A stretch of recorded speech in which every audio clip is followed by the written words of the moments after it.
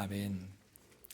지금은 돌아가신 뉴욕 리디머 교회 팀 켈러 목사님께서 2021년 췌장암 진단을 받고 난 이후에 The Atlantic이라고 하는 사회 잡지입니다. 시사 잡지인데 굉장히 유명한 그 잡지에 기고한 글입니다. 제가 한번 읽어드리면서 오늘 말씀을 시작하겠습니다. 이 세상을 천국으로 만들려고 하지 않을수록 오히려 이 세상에서 더 많은 것을 즐길 수 있다. 우리의 불행은 대개 결핍 때문이 아니라 욕망 때문이다. 완전한 생활, 영원한 건강, 흔들리지 않는 관계, 사라지지 않는 성취감 등등, 이 세상은 그것들을 보장할 능력이 없다. 그런데도 우리는 마치 이것이 최종 목적지인 양 필사적으로 세상과 사람들을 개조하려 든다. 그러다 지친다, 분노한다, 우울해진다. 이것이 열심히 교회 생활하다 탈진하는 이유다 그랬습니다. 여러분, 이 글이 좀 공감이 되십니까? 이 글에서 팀 켈러 목사님 우리의 불행의 근원을 결핍 때문이 아니라 바로 욕망 때문이다라고 짚었습니다. 영원한 안정, 건강, 그리고 흔들리지 않는 관계, 사라지지 않는 성취감, 이것들은 결국 하나님 나라에서 완전하게 이루어질 것들이지 우리가 이 세상에서 모든 것들을 다 소유하고 감당할 수 없다는 겁니다. 그런데도 우리는 어떻습니까? 이 세상에서 마치 이것을 얻을 수 있는 것처럼, 모든 것들을 해낼 수 있는 것처럼 우리의 영혼을 갈아 넣으면서 살아가고 있지 않습니까? 그러면서 남들에게 강요하고 자녀들에게 강요하고 또 치열하게 경쟁하면서 우리는 그렇게 살아갑니다. 오늘 말씀의 베데스다가 바로 그러한 장소였다는 거예요. 모든 사람들이 동일한 목표를 가지고 이 자리에 왔습니다. 그게 뭔지 아세요? 물이 움직일 때 제일 먼저 들어가는 사람은 병이 낫는다. 바로 그러한 경쟁과 그러한 남을 이겨야지만 건강을 얻을 수 있는 장소, 그곳이 바로 베데스다였습니다. 이 모습은 오늘날 현대인의 삶을 반영하고 있는 것 같아요.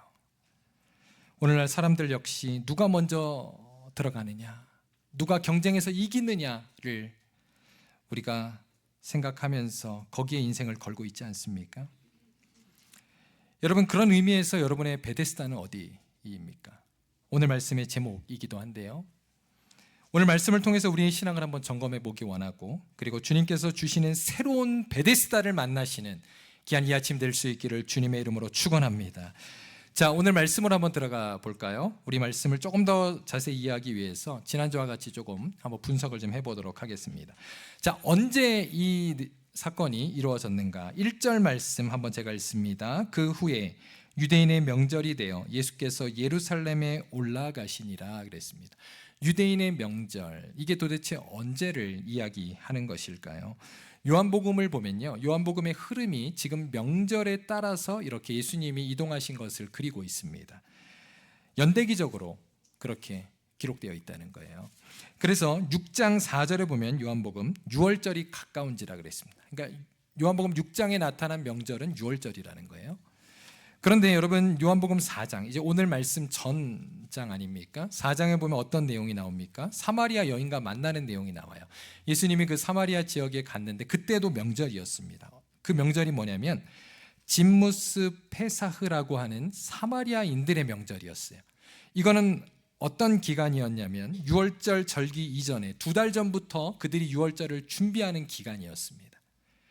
그러니까 이제 4장과 6장, 오늘 이제 5장 아닙니까? 이 사이에 있는 명절이 무엇인가를 보면 우리가 오늘 본문의 유대인의 명절을 추정할 수 있다는 거예요. 그래서 학자들이 말하기로는 이 요한복음 5장 1절의 명절은 불임절일 것이다 라고 추정을 합니다. 불임절, 여러분 들어보셨죠? 에스더서에 나오는 그 하만을 이겼던 바로 그 명절이 불임절입니다. 특히 주후 28년, 역사적인 사실이에요.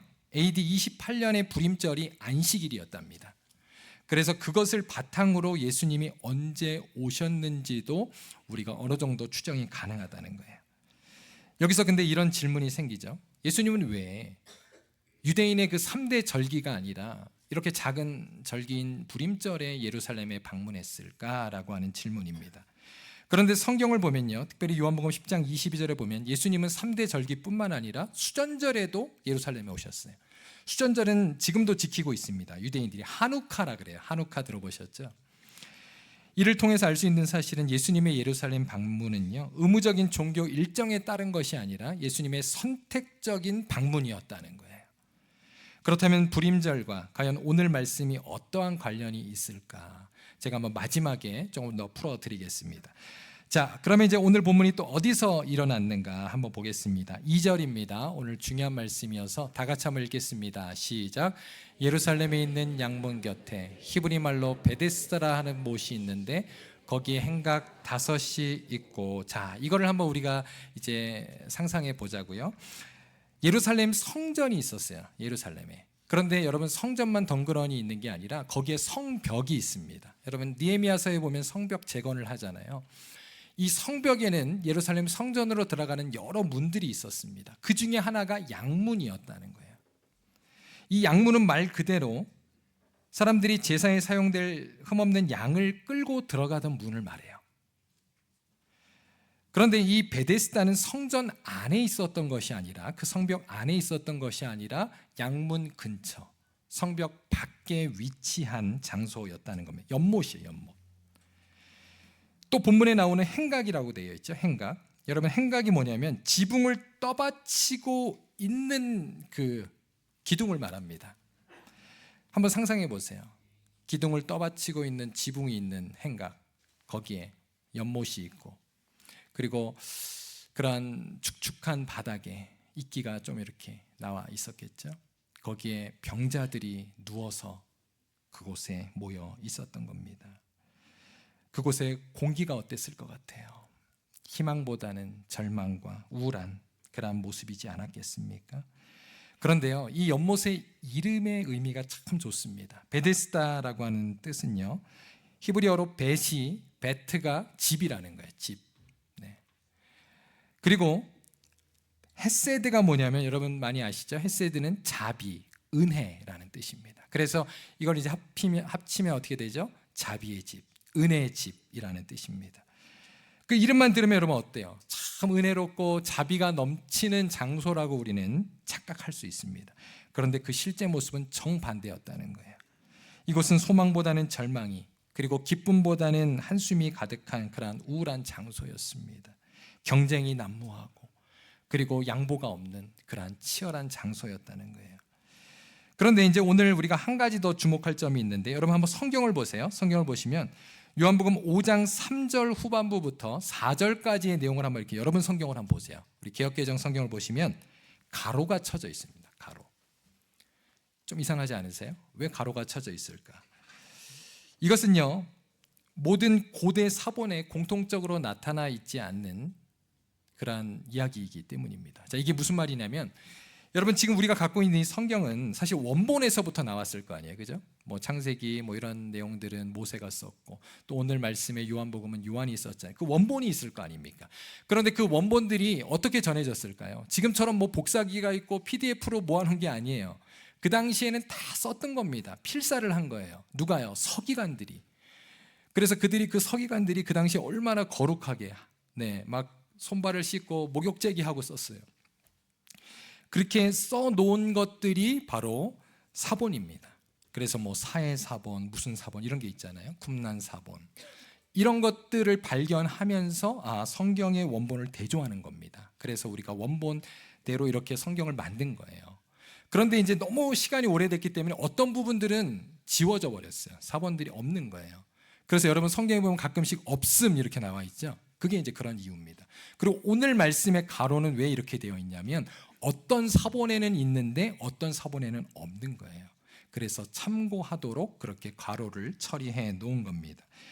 그런데 고고학자들이 이제 이 부분을 연구를 한 거예요. 그랬더니 이 지역, 베데스다 지역이 어떤 그러한 역사적인 배경이 있었냐면 후기 로마 시대에 치유의 시인인 아스클레피오스와 관련된 장소였다는 거예요. 그러니까 치유의 신이 있던 그런 신당이 있던 장소였다는 겁니다. 그러니까 사람들이, 병자들이 이곳에 다 모여 있던 거예요. 그리고 또 신약 시대에는 샘족 치유 신인 에시문과 관련된 그러한 치유의 신당이 실제로 존재했던 겁니다. 그리고 나중에 이제 비잔틴 시대에는 이곳에 이렇게 또 성당이 세워지기도 하고 그런 모습들을 우리가 볼 수가 있습니다. 즉 베데스다는요 사실 하나님이 아니라 다른 신들, 이교적인 그러한 신에게 치유를 기대하던 이교적 혼합주의 신앙이 실제로 작동하던 장소였다는 거예요. 여러분 이해가 되시죠 이제? 자, 그렇다면 이런 질문이 생깁니다. 아니 왜 이 유대인 병자들이 왜 이곳에 모였을까 하는 질문을 할 수 있겠죠. 그런데요 그 대답은 매우 간단합니다. 그 이유는 그들은 율법에 따르면 당시 부정한 자들이었기 때문이에요. 그래서 이들이 성전에 들어가고 싶어도 들어갈 수가 없었던 겁니다. 그래서 그 병든 몸을 가지고 성전 가장 근처에 있는 베데스다에 모여서 그들이 치유받기를 원했던 거예요. 자, 이제 이 모습이 좀 그려지십니까? 베데스다는 아마 많은 병자들이 있었고 그 중에는 분명히 하나님을 믿는 사람들도 있었을 거예요. 그러나 이들은 이교적인 치유 방법을 의존하고 있었습니다. 즉 신앙과 또 이교적인 치유의 방법, 이러한 혼합주의적인 신앙이 섞여 있는 장소, 그곳이 바로 베데스다였다는 겁니다. 그리고 오늘 그곳에 예수님이 찾아오신 거예요. 자비와 은혜의 집이라는 이름 뒤에 숨겨진 인간의 욕망과 그리고 절망, 그리고 왜곡된 진리를 바로잡기 위해서 예수님은 이 자리에 오신 겁니다. 자, 그렇다면 우리가 조금 더 한번 보겠습니다. 왜 가셨을까? 예수님이 왜 가셨을까? 예수님의 방문은요 우연히 간 것이 아닙니다. 자, 이 사실을 어떻게 알 수 있을까요? 오늘 한번 6절 말씀을 한번 다시 볼게요. 한번 제가 읽습니다. 예수께서 그 누운 것을 보시고 병이 벌써 오래된 줄 아시고 그랬습니다. 여기에 보면요 환자의 상태를 예수님 아셨습니까? 몰랐습니까? 아셨다 그랬어요. 이미 그가 병이 오래된 줄을 익히 아셨다. 즉 의도적으로 예수님은 이 환자에게 가신 겁니다. 당시 유대 지역에 사람들의 평균 수명이 얼마였는지 아세요? 40세였대요.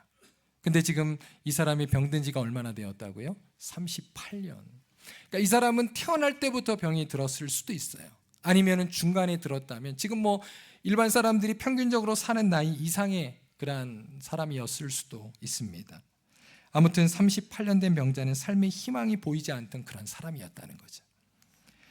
이 장면은요 공간복음에 나오는 거라사 지방의 귀신 들린 사람을 우리가 떠올리게 해요. 여러분 기억하십니까? 그 이방 지역 거라사 지역에 2,000마리의 그 돼지떼에 들어갔던 그 군대 귀신 들린 자, 그도 불쌍히 여기셔서 예수님이 일부러 그에게 찾아가셨잖아요.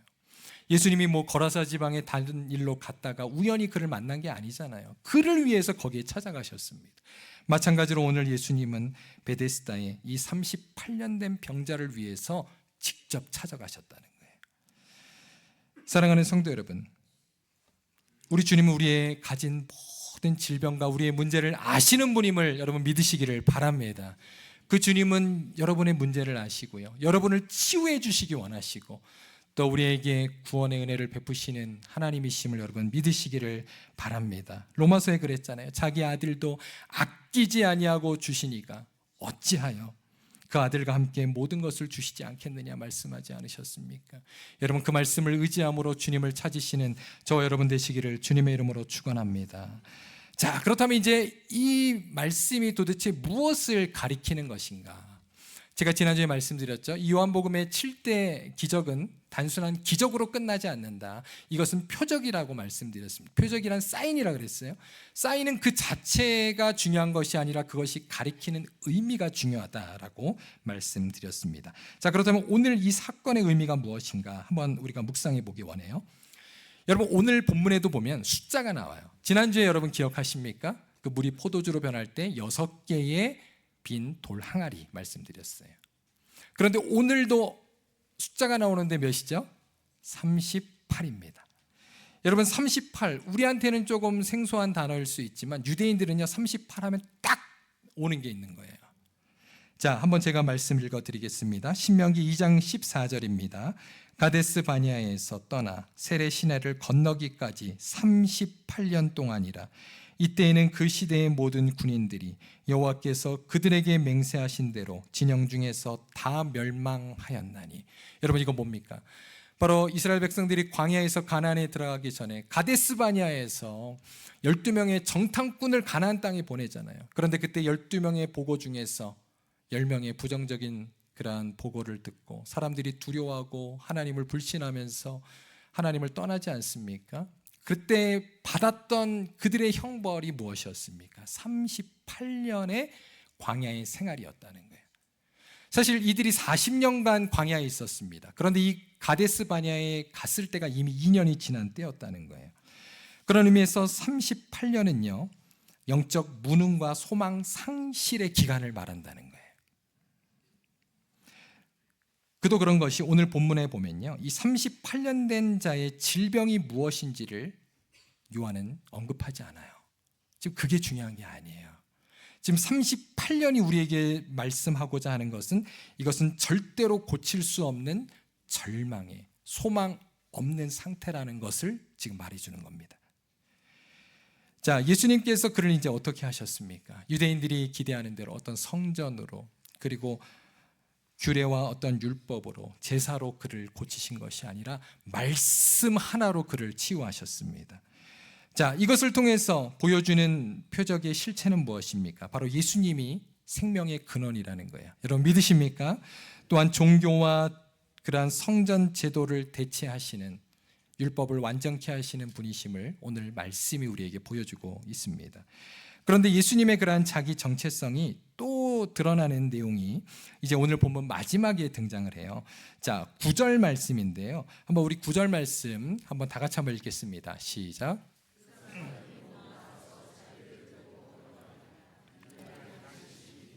자, 그리고 나서 이제 이 짧은 구절이 이제 복선이 드러나는 거죠. 그리고 10절 한번 볼게요. 제가 읽습니다. 유대인들이 병 나은 사람에게 이르되 안식일인데 내가 자리를 들고 가는 것이 옳지 아니하니라 그랬어요. 유대인들은요, 38년 된 병자가 불가능과 그러한 절망의 밑바닥에서 치유받았다는 사실에는 전혀 관심이 없었습니다. 그들은 기뻐하지도 않았고요, 놀라워하지도 않았습니다. 여러분, 이건 너무 놀랍지 않습니까? 그들이 더 중요하다고 여기는 그 안식일 규정에만 오직 갇혀 있어요, 이들의 시선이. 그리고 거기에 집착하고 있는 유대인들의 모습을 봅니다. 여러분, 지금 뭘 어겼는지 아세요? 지금 안식일 날에 그 병든 자가 자기의 짐을 들고 일어선 게 이랬다는 거예요. 지금 이걸 가지고 지금 시비를 거는 겁니다. 너무하지 않습니까? 이 일로 유대인들은 예수님을 박해하기 시작해요. 오늘 이제 말씀 여러분 그 뒷부분도 한번 여러분 집에 가서 보시기 바랍니다. 여기 보면 예수님이 이렇게 말씀합니다. 안식일을 이야기하면서 내 아버지께서 일하시니 나도 일한다 그럽니다. 여러분, 이거 무슨 뜻입니까? 내가 바로 하나님이라는 거예요. 하나님과 동등된 자라는 거예요. 여러분, 그러자 이 유대인들이 얼마나 분노합니까? 이 예수님의 말씀을 천인 공노할 그런 말로 여기는 거예요. 뭐라고? 내가 하나님이라고? 그러면서 예수님을 죽이려고 했던 것입니다. 여러분, 이것은 단순한 시비가 아니에요. 이것은 철저한 불신앙, 그들의 하나님에 대한 불신을 보여주는 장면입니다. 그런 의미에서 오늘 본문은요, 38년 된 병자의 그 질병보다 더 해결할 수 없는 것이 바로 우리 인간의 불신앙의 문제임을 보여주는 거예요. 이거 핵심입니다. 여러분, 우리가 갖고 있는 죄들 중에 가장 근본적인 죄가 무엇입니까? 바로 이런 하나님에 대한 불신입니다. 최초의 인간인 아담과 하와의 범죄도요, 선악과를 먹은 행위가 어디서부터 시작됐어요? 하나님의 말씀을 불신하는 데서부터 시작된다는 겁니다. 또 12명의 정탐꾼 사건, 아까 제가 말씀드린 대로 그 2명의 긍정적인 보고를 했던 여호수아와 갈렙의 이야기를 듣지 않고 또 모세의 말을 듣지 않았던 이스라엘 백성들의 그 죄의 근원은 뭐예요? 하나님의 말씀에 대한 불신입니다. 이처럼 죄는요, 행동 이전의 말씀에 대한 불신에서 시작된다는 것을 여러분 기억하시기를 바랍니다. 그런 의미에서 오늘 말씀에서 예수님의 질문은 우리의 전곡을 찌르고 있어요. 예수님 이렇게 질문하시잖아요. 내가 낫고자 하느냐 묻잖아요, 병든 자에게. 이 질문은요, 단순한 동의를 묻는 게 아니에요. 이것은 정말로 내가 나를 믿느냐, 그의 믿음을 묻는 것입니다. 여러분, 한번 38년 된 병자라고 생각해 보세요. 여러분이 지금 예수님이 나에게 이러한 질문을 하신다면 나는 뭐라고 대답할까? 한번 여러분 잠시 한번 생각해 보시기 바랍니다. 자, 거기에 제가 한번 또 다른 질문을 해볼게요. 그렇다면 여러분은 왜 현재 여러분이 갖고 계신 문제에 대해서 하나님께 맡기지 못하십니까? 왜 걱정하십니까? 왜 두려워하십니까? 무엇을 낙심하고 계십니까? 똑같다는 거예요. 오늘 말씀을 한번 나에게 적용해 보자는 것입니다. 38년 된 병자는요, 아마 질병을 고치기 위해서 그는 주님을 만나기 전까지 그가 할 수 있는 일은 모든 걸 다 해봤을 거예요.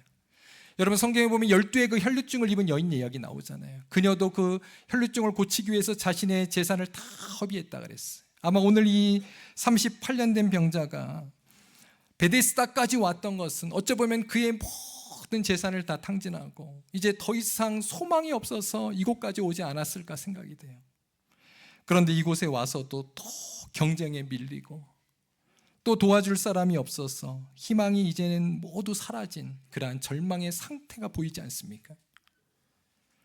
오늘 38년 된 병자가 만약 병든 지 얼마 되지 않았다면 그는요, 아마 예수님 앞에 이렇게 대답했을 거예요. 크게, 당연하죠 예수님, 아멘입니다, 제 병이 나을 것을 믿습니다, 그랬을지 몰라요.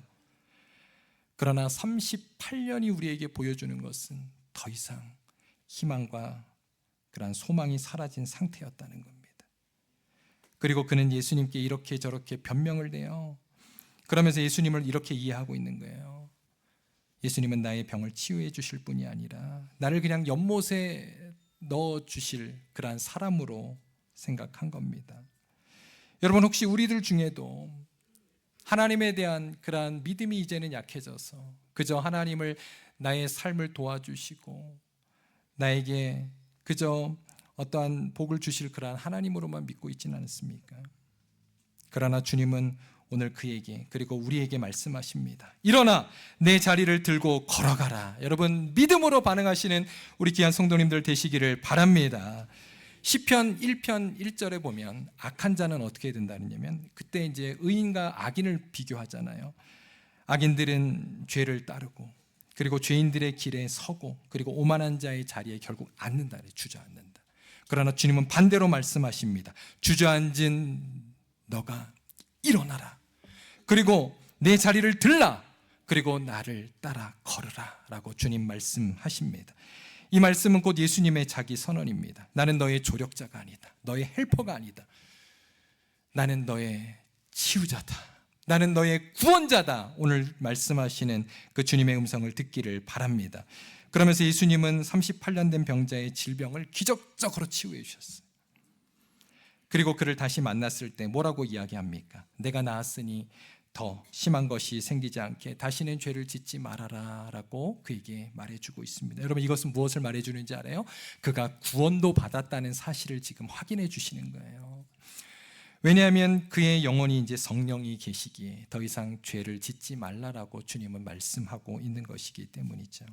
사랑하는 성도 여러분, 우리는 예수님을 과연 어떤 분으로 믿고 신앙생활을 하고 계십니까? 여러분, 예수님은 내 인생의 참된 주인이십니다. 그리고 내 생명의 근원이심을 여러분 믿으시기를 바랍니다. 그러므로 이 질문 앞에 오늘 우리의 믿음이 다시금 세워지기를 주님의 이름으로 축원합니다.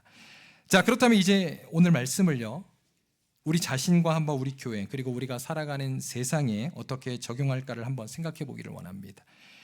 여러분, 이 말씀을 그저 2000년 전에 그 베데스다의 이야기로만 우리가 생각하지 말고 오늘 현재 우리 2026년 오늘 우리에게 주시는 말씀으로 한번 가져와 보려고 합니다. 자, 첫 번째, 예수님이 계신 교회, 성도인지 우리가 한번 점검해 보기를 원해요. 여러분, 오늘 말씀에 등장하는 유대인들의 불신을 보면 어떻습니까? 좀 섬뜩하다는 생각이 들지 않습니까? 어떻게 하나님의 말씀을 그렇게 잘 안다고 생각했고 또 율법을 철저히 지킨다는 사람들이 하나님의 아들을 앞에 두고도 알아보지 못하고 또 그렇게 예수님을 정죄할 수 있을까? 우리는 정말 이해가 되지가 않습니다. 여러분, 사실 우리가 복음서를 볼 때, 저는 복음서를 제일 좋아해요. 왜냐하면 여러분, 복음서에 누가 등장합니까? 하나님이 등장하잖아요. 여러분, 우리 하나님 얼마나 보고 싶으세요? 하나님 막 보고 싶다고 여러분 우리가 찬양도 하지 않습니까? 어떤 분들은 하나님 보여달라 그래. 그럼 내가 믿겠어.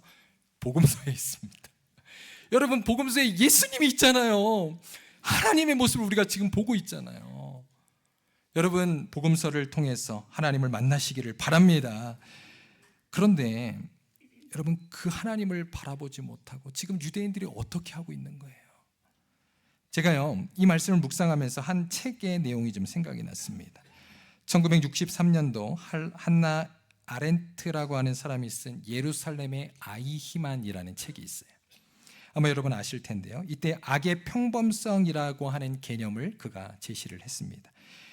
이 사람은 이 아이히만은 누구냐면 나치 시대 때 그 히틀러의 바로 종이었는데, 그가 유대인의 학살을 목적으로 실무적으로 그 유대인들의 그 학살을 실제로 설계했던 사람입니다. 그가 바로 아돌프 아이히만이에요. 그런데 이제 2차 세계대전이 끝나고 독일이 패배하지 않습니까? 그래서 이제 그때 나치의 그 전범들이 다 도망갔어요. 근데 이 아이히만이 어디까지 도망가냐면 아르헨티나로 도망갔습니다. 그래서 그냥 작은 마을에 조용히 살고 있었어요. 그런데 이제 신고를 받고 결국은 잡혀 다시 가게 됩니다. 그래서 이제 전범 재판을 받게 돼요. 전 세계에서 다 방영을 했습니다. 사람들은 그렇게 생각했어요. 아이히만은 아마도 괴물 같은 사람일 거야. 그런데 사람들은 너무나 놀랐습니다. 그의 모습을 TV에서 봤을 때 그는 너무나도 평범한 시민이었어요. 재판 과정에서 자신을 이렇게 소개합니다. 자기는 주어진 명령을 충실히 수행한 공무원이었습니다 라고 소개를 해요. 책의 저자인 아렌트가 주목한 점은 이거예요. 악은요, 언제나 잔혹한 괴물들에게서만 나오는 것이 아니라 생각하지 않은 평범한 사람, 그러나 도덕적 판단을 멈추고 자신의 책임을 규정과 시스템에 넘기는 사람들에게도 충분히 발견될 수 있다라고 바로 저자는 분석합니다. 이 통찰은요, 오늘 본문에 나오는 유대인들의 모습을 그대로 드러내요. 여러분, 그들도 율법을 사랑한다고 말했습니다. 누구보다도 율법을 잘 아는 사람들이었습니다. 그리고 하나님을 섬기는 사람들이었습니다. 그러나 그들의 모습을 보십시오. 율법의 핵심 정신인 하나님 사랑과 이웃 사랑은 완전히 빠져버리고 그들은 율법의 형식과 규정만으로 살아가는 종교인들이 되어버렸다는 거예요. 그 결과 생명이 살아나는 현장을 보고도 기뻐하지 않고 무감각하고 하나님의 기적에 대해서 하나님께 영광도 돌리지 않았습니다. 오히려 그 작은 안식일의 문제로 예수님을 정죄하고 예수님을 박해하기 시작합니다. 사랑하는 성도 여러분, 그런데요, 이 말씀은 결코 그들만의 이야기가 아닙니다. 우리도 그렇게 될 수 있다는 거예요. 평생 예배는 드리지만 예수님을 만나지 못하는 예배와 신앙, 말씀은 익숙하지만 일상에서는 말씀을 묵상하지 않고 말씀대로 살지 않기 때문에 남을 정죄하는 신앙, 공동체의 질서와 시스템은 잘 따르고 돌아가지만 그 안에 자비와 사랑은 점점 메말아가는 교회와 성도가 우리도 될 수 있다는 거예요. 이처럼 우리 안에 예수님이 계시지 않으면, 이처럼 우리 교회 안에 예수님이 계시지 않으면 우리도 베데스다와 같이 변질될 수 있습니다. 오늘 말씀은 이것을 우리에게 경종을 울리고 있다는 거예요. 그 다음 두 번째로, 여러분, 베데스다는 그 이름의 뜻이 뭐라 그랬어요? 바로 자비와 사랑의 집입니다. 여러분, 우리 교회는 이러한 자비와 은혜의 집이 되어야 해요. 이것이 바로 교회 아닙니까? 그런데 오늘 예수님이 없는 베데스다는 그와 정반대로 무자비의 집이 되어버렸잖아요. 우리는 베데스다처럼 경쟁하고 서로가 서로를 밀어내는 공동체가 아니라 정말 예수 그리스도 안에서 서로를 세워주고 연약한 자를 위하여 기꺼이 자리를 양보하고 내어주는 교회가 되어야 할 줄로 믿습니다. 베데스다는 낮은 자, 버림받은 자, 외로운 자, 그리고 연약한 자들을 향한 사랑과 배려가 없었어요. 전혀 보이지 않습니다. 오늘 본문의 주인공이 병이 38년이나 되었어도 아무도 그를 신경 쓰지 않습니다. 먼저 양보하고 돕는 이도 하나도 없었습니다. 그가 병이 나아도 아무도 축하해주고 기뻐하는 사람도 하나도 없었습니다. 그러나 성경은 말합니다. 너희 중에 고난당하는 자가 있느냐? 기도할 것이요. 너희 중에 기뻐하는 자가 있느냐? 함께 기뻐하라고 성경은 말씀하고 있는 줄로 믿습니다. 그것이 바로 교회라는 거예요. 저는 우리 교회가 이러한 따뜻한 온기가 있는 교회, 그리고 주님의 사랑과 웃음이 넘치는 그런 공동체가 되기를 간절히 소원합니다. 여러분, 사랑하는 성도 여러분, 우리 교회는요, 사람들이 사랑받기 위해서 정말 가고 그래서 결국 교회까지 왔지만, 그래도 왔는데도 아무리 기다려도 아무도 나에게 오지 않아서 지치고 낙심한, 마치 38년 된 병자와 같은 그러한 성도들이 쓰러져가는, 누워있는 그러한 교회가 되기 원치 않습니다. 서로가 서로에게 오늘 예수님처럼 작은 예수가 되어서 먼저 찾아가고 먼저 말을 걸어주고 그들의 이야기를 들어주고, 그리고 그들을 잡아 일으켜주고 서로 기뻐하고 기도하는 그러한 공동체가 되기를 바랍니다. 저는 여러분에게 그러한 또 목회자가 되었으면 좋겠어요. 제가 여러분에게 근데 다가가고 싶어도 때로는 여러분의 문제를 모르기 때문에 다가가지 못할 때가 있습니다. 여러분, 저를 찾아와 주시기 바랍니다. 예, 제 목양실은 열려 있습니다. 언제나. 네. 제가 우리 성도님들 위해서 기도하고 여러분 만나려고 목회를 하는 거지. 목사님 바쁘시니까. 예, 항상 바빠요. 그래도 여러분 만날 준비 늘 되어 있습니다. 여러분, 때로는 우리가 세상에서 그리고 가정에서 정말 말 못할 그런 어려움과 슬픔과 아픔을 당할 때 있잖아요. 그런데 그것을 누군가가 해결해 주지 못한다 할지라도 그냥 내가 누군가에게 털어놓을 사람이라도 있다면, 그러면 정말 내 마음이 시원해지고 그가 내 편이 되어주는 것 같아서 그것을 통해서 다시 일어설 수 있는데, 우리 중에 그러한 사람 한 사람이라도 없다면 여러분, 그게 교회입니까? 저와 여러분이 정말 그러한 우리 성도들을 향한 한 사람이 되시기를 주님의 이름으로 축원합니다. 우리 성도님들 중에 저번에는 예배 끝났는데 어떤 분이 저를 막 따라 들어오셨어요. 그리고선 자기 이야기를 막 이야기하시는 거예요. 우시면서. 저는 너무 감사했습니다. 그분이 그러고서 나중에 끝나고 하시는 말씀이, 목사님이 이렇게 하니까 너무 속이 시원해요. 목사님에게 얘기하니까 너무 감사해요. 그리고 그냥 가셨어요. 저는 아무 얘기도 안 했어요. 그리고 그냥 해결이 돼버렸어요. 또 어떤 성도님은 저한테 이렇게 오피스 아워를 물어보세요. 그래서 저는 아무 때나 괜찮습니다 했더니 또 매달 이렇게 찾아오세요. 그래서 또 제 방에 있는 책도 제가 이렇게 드리고, 또 그러면요, 그 책을 읽고 이렇게 오세요. 그럼 저랑 같이 또 그 책에 대해서 이야기하고 같이 상담하고, 저는 너무 그것이 기쁩니다. 여러분, 이것이 정말 우리 교회의 그러한 사랑 넘치는 교회가 되기를 주님의 이름으로 축원합니다. 우리 모든 성도들이 그러한 정말 예수 그리스도의 마음으로 우리가 성도들을 안고 품어준다면, 우리 교회 안에서 정말 상처받고 베데스다에서 그렇게 낙심한 자들이 주님을 만나고 주님 안에서 새 힘을 얻게 될 줄로 믿습니다. 자, 우리 마지막 이제 베데스다로 가야 합니다. 우리는 베데스다로 가야 돼요. 여러분, 서론에서 말씀드렸듯이 만약 이 사건이 불임절에 일어난 사건이라면, 제가 처음에 말씀드렸죠, 도대체 이것이 오늘 말씀과 어떠한 연관이 있는가 한번 찾아보기 원합니다. 여러분, 불임절은 어떠한 절기였냐면요, 한번 에스더서 말씀 보여주세요. 9장 22절, 우리 마지막 말씀인데 한번 다 같이 읽습니다. 시작. 이달 이날에 유다인들이 대적에게서 벗어나서 평안함을 얻어 슬픔이 변하여 기쁨이 되고 애통이 변하여 길할 날이 되었으니 이 두 날을 지켜 잔치를 베풀고 즐기며, 그랬습니다. 여러분, 네, 서로 예물을 주며 가난한 자를 구제하라 하매. 자, 여기 마지막에 보면 그죠? 서로 예물을 주고 가난한 자들에게 구제하는 날이 바로 불임절이었습니다. 이처럼 불임절은 단순히 즐기고 그냥 기뻐하는 절기가 아니었고요. 이날은 구원의 기쁨을 나누고 또 가난하고 또 그러한 연약한 자들을 구제하는 절기였습니다. 예수님은 이 불임절의 정신대로 바로 군중 가운데 가장 소외되고 그리고 낙심한 그 자에게 일부러 찾아오신 겁니다. 그리고 그의 육체적인 치유를 넘어 그에게 영생의 선물을 주신 줄로 믿습니다. 여러분, 우리도 예수님처럼 베데스다로 찾아가야 된다는 거예요. 여러분, 베데스다는 바로 이 세상을 말합니다. 자비와 은혜가 없는 세상. 여러분, 우리 다음 세대 자녀들도요, 이 베데스다 가운데서 얼마나 경쟁 그러한 사회 속에서 힘들게 살아가고 있습니까? 그곳에서는 1등만이 승리한다고 생각하고 그렇게 경쟁하지만 모두가 1등을 할 수 없기에 그 가운데 우리 자녀들은 실망하고 낙심하고 좌절합니다. 여러분, 우리는 그들에게 주님의 자비와 사랑을 전하고 품어주어야 하는 줄로 믿습니다. 그것이 우리 가정이 돼야 돼요. 여러분, 그것이 우리 교회가 되어야 한다는 겁니다. 또한 이 베데스다와 같은 곳, 세상의 경쟁 구도와 그리고 이교적인 그러한 사상이 난무하는 그러한 세상, 여러분, 베데스다는 선교지를 말합니다. 사도행전 1장 8절에 보면 주님이 이렇게 말씀하셨어요. 오직 성령이 너에게 임하시면 너희가 권능을 받고 예루살렘과 온 유대와 사마리아와 땅끝까지 이르러 내 증인이 되리라 말씀하셨습니다.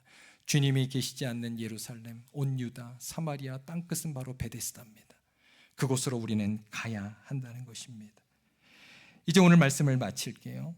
사랑하는 성도 여러분, 오늘 말씀을 통해 우리는 한 가지 분명한 사실을 보았어요. 예수님은 가장 연약하고 소망이 끊어진 한 사람이 있던 베데스다로 먼저 찾아오셨습니다. 그리고 그를 말씀으로 일으켜 주셨어요. 여러분, 우리가 주 안에 있으면 베데스다는 더 이상 욕망의 장소가 아니라 바로 주님의 자비와 사랑의 장소로 회복되는 줄로 믿습니다. 하나님의 말씀이 있는 곳이 바로 은혜와 자비의 장소입니다. 바라기는 우리의 교회, 그리고 우리의 가정, 그리고 우리의 모든 선교지가 말씀으로 은혜와 자비의 그러한 장소로 변화되기를 주님의 이름으로 축원합니다.